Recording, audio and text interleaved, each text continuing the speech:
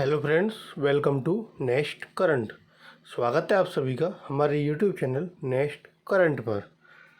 आज है 29 जून 2021 और 29 जून 2021 के जो भी करंट अफेयर्स के इम्पोर्टेंट क्वेश्चंस होंगे उन्हें मैं यहाँ पर डिस्कस करूँगा और सभी क्वेश्चन से रिलेटेड आपको फैक्ट भी बताता हुआ चलूँगा। आप आज की वीडियो की PDF फाइल डिस्क्रिप्शन बॉक्स से डाउनलोड कर सकते हैं। साथ ही अगर आपने अभी तक हमारा चैनल सब्सक्राइब नहीं किया है तो आज ही हमारे चैनल को सब्सक्राइब करें। सब्सक्राइब बटन आपको वीडियो के नीचे भी मिलेगा और आप डिस्क्रिप्शन बॉक्स में जाकर भी सब्सक्राइब कर सकते हैं और नोटिफिकेशन बेल को ज़रूर प्रेस करें ताकि आपको कोई भी अपडेट हमारी तरफ से दी जाने वाली कोई भी अपडेट उसका नोटिफिकेशन मिल सके। इसके साथ इस वीडियो के एंड में एक क्वेश्चन पूछा गया है जिसका आंसर आपको कमेंट बॉक्स में देना है। तो चलिए शुरू करते हैं आज का अपना पहला क्वेश्चन। हाल ही में कौन संयुक्त राष्ट्र सुरक्षा परिषद द्वारा आयोजित ओपन डिबेट को वीडियो कॉन्फ्रेंसिंग से संबोधित करेंगे? तो यह संबोधित करेंगे हर्षवर्धन श्रृंगला, ऑप्शन ए। ये विदेश सचिव हर्षवर्धन श्रृंगला 28 जून को संयुक्त राष्ट्र सुरक्षा परिषद द्वारा आयोजित बच्चों और सशस्त्र संघर्ष पर उच्च स्तरीय ओपन डिबेट को वीडियो कॉन्फ्रेंसिंग के माध्यम से संबोधित करेंगे। डिबेट की अध्यक्षता एस्टोनिया की राष्ट्रपति सुश्री कसर्टी कलजुलैद करेंगी। संयुक्त राष्ट्र महासचिव एंटोनियो गुटेरस और यूनिसेफ के कार्यकारी निदेशक सुश्री हेनरिटा फॉर भी डिबेट को संबोधित करेंगी। अगला क्वेश्चन, हाल ही में लद्दाख के कुंगियम गांव से राजनाथ सिंह कितने पुलों का उद्घाटन करेंगे? तो यह उद्घाटन होगा आपका कितने पुलों का? यह उद्घाटन होगा आपका 63 पुलों का, ऑप्शन बी 63। पूर्वी लद्दाख के कुंगियम गांव से रक्षा मंत्री राजनाथ सिंह 28 जून को 63 पुलों का आभासी रूप से उद्घाटन करेंगे। सीमा सड़क संगठन द्वारा पुलों का निर्माण देश भर के 8 राज्यों में किया गया है। पुलों में से 11 लद्दाख में, 4 जम्मू कश्मीर में, 3 हिमाचल प्रदेश में, 6 उत्तराखंड में, 8 सिक्किम में, 29 अरुणाचल प्रदेश में और 1 नागालैंड और मणिपुर में बनाए गए हैं। अब ये लद्दाख में उद्घाटन होगा, तो लद्दाख के बारे में जान लेते हैं। ये है आपका लद्दाख जिसकी राजधानी है लेह या कारगिल। वहाँ पर कुल जिलों की संख्या है 2। वहाँ के जो आपके राज्यपाल है राधा कृष्ण माथुर या शॉर्ट फॉर्म में RK माथुर, और जो वहाँ के मेंबर ऑफ पार्लियामेंट है जामयांग सेरिंग नामग्याल।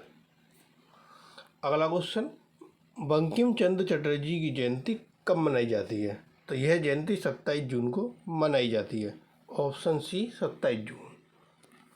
इस वर्ष इनकी 183वीं जयंती मनाई गई। वे महान उपन्यासकार और कवि होने के साथ हमारे राष्ट्रीय गीत वंदे मातरम के रचयिता थे। अक्सर साहित्य सम्राट के रूप से संबोधित बंकिम चंद्र चटर्जी ने 13 उपन्यास और कई अन्य ऐसी रचनाएं की जिन्होंने बंगाल में साहित्यिक पुनर्जागरण की दिशा में योगदान दिया।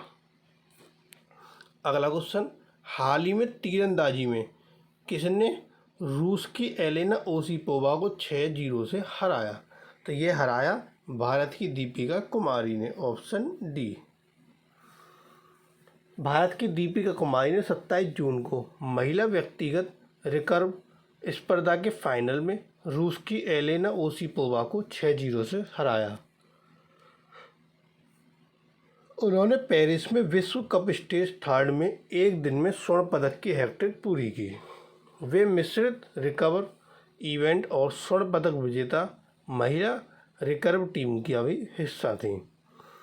मिश्रित रिकर्व टीम स्पर्धा में अतनु दास और दीपिका कुमारी ने स्वर्ण पदक जीता। अब रूस की थी कौन? एलेना ओसीपोवा। तो ये रूस की जो हारी थी, तो आइए इसके बारे में जान लेते हैं। जो आपका रूस है वो आपका एशिया और यूरोप ये आपके दो कॉन्टिनेंट हैं जिनमें दोनों में हिस्सा आता है किसका, रूस का। तो यूरोप में आपका इतना हिस्सा आता है और आपका एशिया में इतना हिस्सा एरिया जो है वहाँ रूस में रूस का आता है। तो ये पूरा आपका रूस ही है। और रूस की जो राजधानी होती है वो होती है मॉस्को। रूस की जो मुद्रा होती है रशियन रूबल। वहाँ के जो आपके राष्ट्रपति हैं व्लादिमीर पुतिन, ये वहाँ के राष्ट्रपति हैं। ये रशिया का क्या फ्लैग। और ये कौन है, वहाँ के प्रधानमंत्री मिखाइल मिशुस्टिन। अगला क्वेश्चन, हाल ही में किसने 2-डिऑक्सी डी ग्लूकोज के वाणिज्यिक लॉन्च की घोषणा की। तो यह घोषणा की है आपके डॉक्टर रेड्डीज लेबोरेटरी ने, ऑप्शन बी। यह डीआरडीओ द्वारा कोविड-19 रोगियों के इलाज के लिए विकसित किया गया एक दवा है। 2-डिऑक्सी डी ग्लूकोज में 99% शुद्धता है और इसे 2DGTM ब्रांड नाम के तहत व्यावसायिक रूप से बेचा जा रहा है। प्रत्येक पाउच का अधिकतम खुदरा मूल्य 990 रुपये निर्धारित किया गया है और ये सरकारी संस्थानों के लिए रियायती दर के साथ उपलब्ध होगी। अब जो यह आपकी दवा थी, ये जो विकसित की गई थी डीआरडीओ के द्वारा विकसित की गई थी, तो डीआरडीओ के बारे में जान लेते हैं एक बार। डीआरडीओ का ये क्या है, ये है आपका डीआरडीओ का लोगो, जिसकी फुल फॉर्म होती है defence research and development organisation. इसके साथ ये जो फॉर्म हुआ था 1958 में। इसका हेडक्वार्टर है नई दिल्ली में। इसके जो चेयरमैन है डॉक्टर जी सतीश रेड्डी। अगला क्वेश्चन, हाल ही में आगामी ओलंपिक के मद्देनज़र माई गवर्नमेंट प्लेटफॉर्म के सहयोग से किसके द्वारा एक क्विज का आयोजन किया जा रहा है।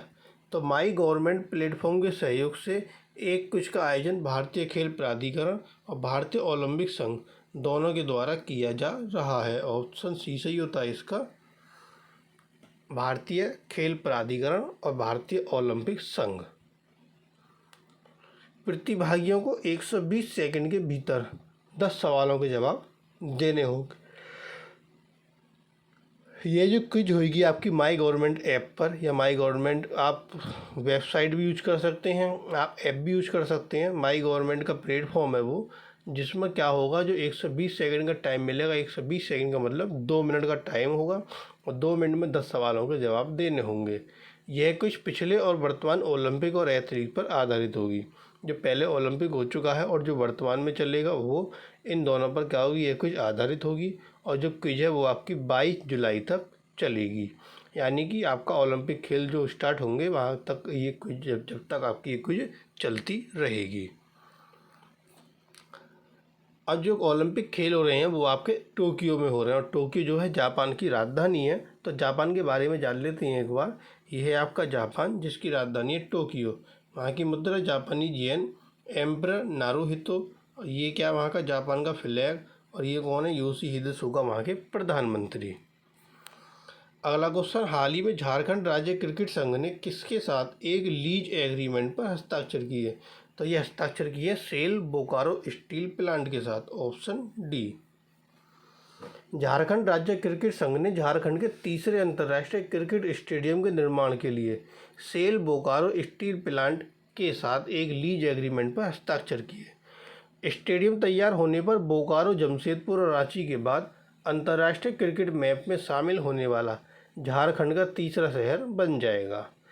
यह सेल टाउनशिप में बनने वाला पहला स्टेडियम भी होगा। अब ये झारखंड राज्य क्रिकेट संघ ने हस्ताक्षर किए, तो आइए झारखंड के बारे में जानते हैं। ये आपका झारखंड, जिसकी राजधानी है रांची। वहाँ के मुख्यमंत्री हेमंत सोरेन, वहाँ की राज्यपाल द्रौपदी मुर्मू। कुल जिलों की संख्या 24, लोकसभा सीटें 14 और राज्यसभा सीटें 6। अगला क्वेश्चन आता है कि हाल ही में केंद्रीय सतर्कता आयोग में केंद्रीय सतर्क आयुक्त के रूप में कौन कार्य करेगा। तो वह हैं आपके Suresh N Patel, option A. सतर्कता आयुक्त सुरेश एन पटेल केंद्रीय सतर्कता आयोग में केंद्रीय सतर्कता आयुक्त के रूप में कार्य करेंगे। संजय कोठारी द्वारा प्रमुख के रूप में अपना कार्यकाल पूरा करने के बाद नियुक्ति की आवश्यकता थी। आयोग का नेतृत्व सीबीसी करता है। सीबीसी मतलब केंद्रीय सतर्कता आयोग, और इसमें अधिकतम 2 सतर्कता आयुक्त हो सकते हैं। पटेल के अलावा एक और सतर्कता आयुक्त का पद अभी रिक्त है। अगला क्वेश्चन, हाल ही में NSDC और किसने डिजिटल स्किल चैंपियनशिप प्रोग्राम शुरू करने के लिए गठबंधन की घोषणा की? NSDC क्या है? ये है आपका नेशनल स्किल डेवलपमेंट कॉरपोरेशन।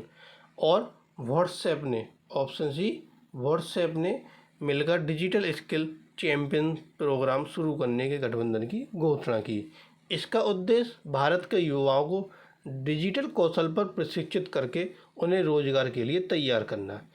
इस कार्यक्रम के माध्यम से स्कूल और विश्वविद्यालय के छात्रों को डिजिटल और ऑनलाइन कौशल को आत्मसात करने के लिए प्रशिक्षित किया जाएगा, जिसका समापन डिजिटल स्किल चैंपियंस प्रमाणन के साथ होगा। अगला क्वेश्चन, हाल ही में केंद्र सरकार ने किसका कार्यकाल 1 साल के लिए और बढ़ा दिया? तो केंद्र सरकार ने कार्यकाल बढ़ाया के वेणुगोपाल का, ऑप्शन डी। के वेणुगोपाल का कार्यकाल, जो कि केंद्र सरकार ने क्या करा, ये है हमारे अटर्नी जनरल। तो अटर्नी जनरल जो के वेणुगोपाल है, इनका कार्यकाल 1 साल और बढ़ाकर 30 जून 2022 कर दिया है। 2020 में उनका कार्यकाल पहले से ही 1 साल और बढ़ा दिया गया था, और उनका कार्यकाल फिर से 1 साल के लिए बढ़ा दिया गया है। के वेणुगोपाल को 1 जुलाई 2017 को अटर्नी जनरल के रूप में नियुक्त किया गया था। पूर्व अटर्नी जनरल मुकुल रोहतगी के इस्तीफे देने के बाद उन्होंने भारत के 15वें अटर्नी जनरल के रूप में पदभार संभाला था। अगला क्वेश्चन, हाल ही में किसने अपनी वाहन सब्सक्रिप्शन सेवाओं का विस्तार 4 शहरों में और बढ़ा दिया? तो यह बढ़ाया है मारुति सुजुकी ने, option A. Maruti Suzuki India ने अपनी वाहन सब्सक्रिप्शन सेवाओं का विस्तार 4 और शहर, जो कि जयपुर, इंदौर, मैंगलोर और मैसूर, इन 4 शहरों में और बढ़ा दिया गया है, और जिससे अब कुल पहुंच 19 शहरों तक हो गई है। इसने अपनी सब्सक्रिप्शन सेवा के लिए Orix auto infrastructure service limited, ALD automotive India और Myles automotive technology private limited नामक 3 सदस्यता भागीदारों के साथ भागीदारी की। ग्राहक के पास या तो नई कार खरीदने या कार्यकाल पूरा होने पर सब्सक्राइब्ड कार बेचने का, खरीदने का विकल्प होगा।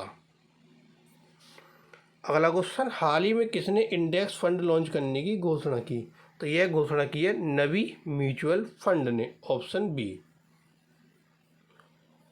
सचिन बंसल के BFSI समूह नवी का हिस्सा नवी म्यूचुअल फंड ने नवी निफ्टी 50 इंडेक्स फंड लॉन्च करने की घोषणा की।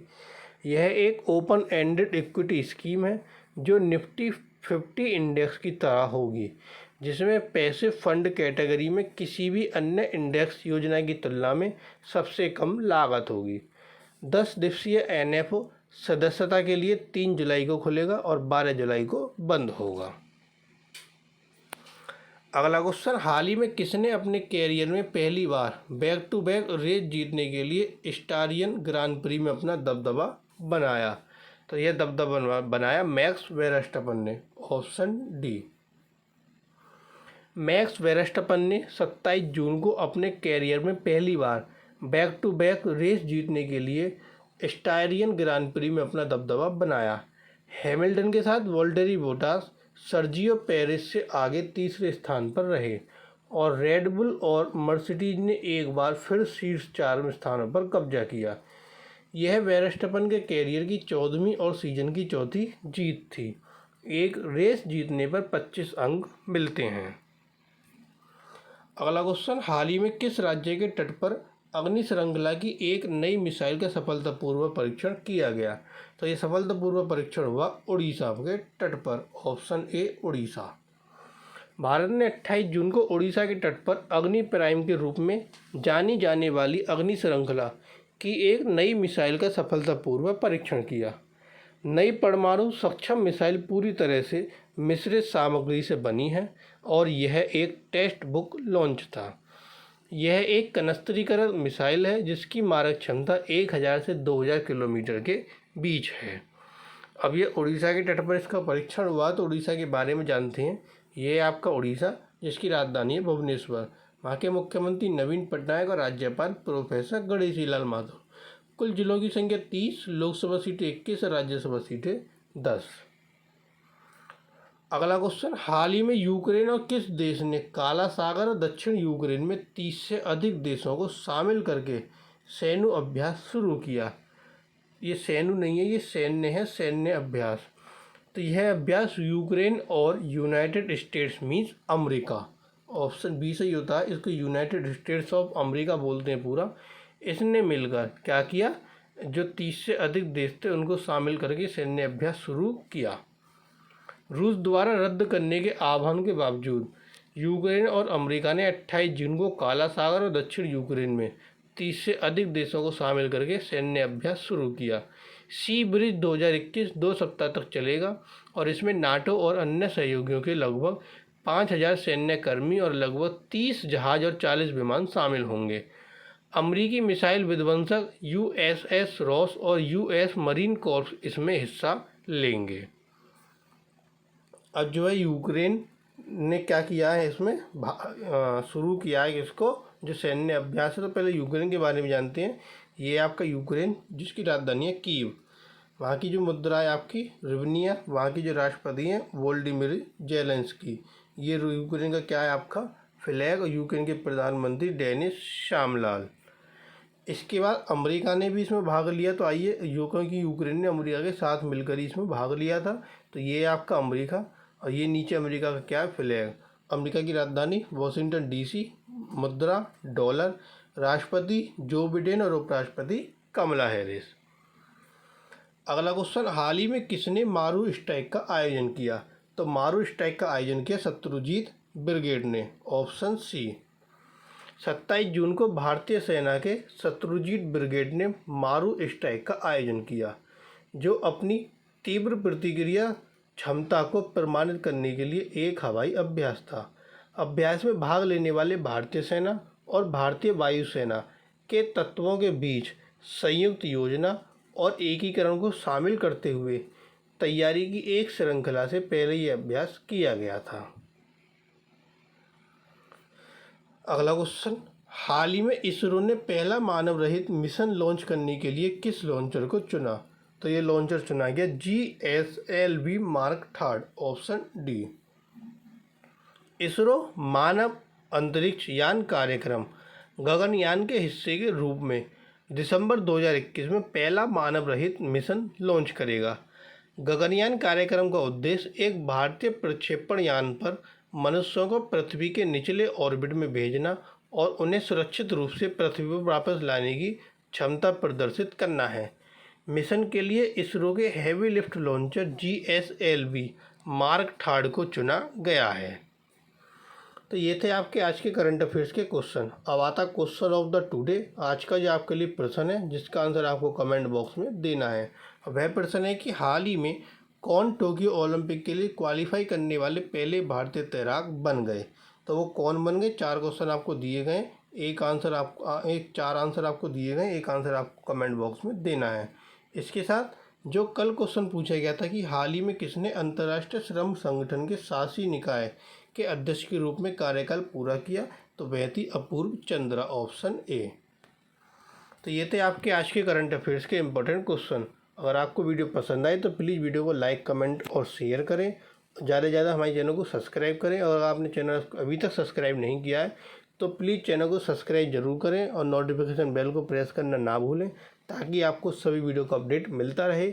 इसी के साथ हम टेलीग्राम पर कुछ भी कराते हैं, तो आप टेलीग्राम पर भी हमारे साथ जुड़ सकते हैं। उसका लिंक भी आपको डिस्क्रिप्शन बॉक्स में प्रोवाइड कराया गया है। Thank you.